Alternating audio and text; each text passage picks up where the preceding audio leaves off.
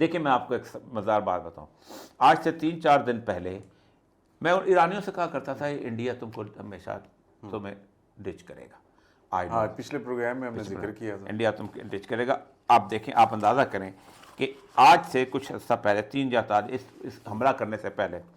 جوہری توانائی ایجنسی نے ایران کے خلاف قرارداد منظور کی اور ایران نے جواباً محفوظ مقام پر جو ہے نیا مرکز کھولنے کا اعلان کر دیا۔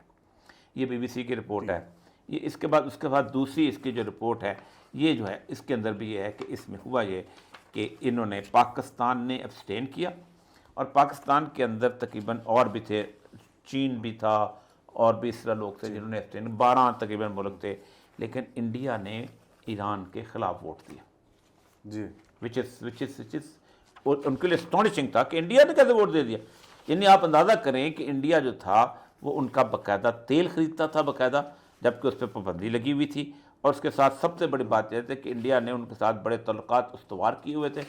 آپ کو یاد ہوگا کہ ہمارے خلاف بھی ایرانی جو تھے وہ بڑے چوں چوں چاچاں کرتے تھے کہ جی پاکستان جو ہے وہ ہمارے ساتھ ٹھیک نہیں ہے، انڈیا ہمارے ساتھ ہے۔ کلبھوشن جادو کا واقعہ جو ہے ایران کا واقعہ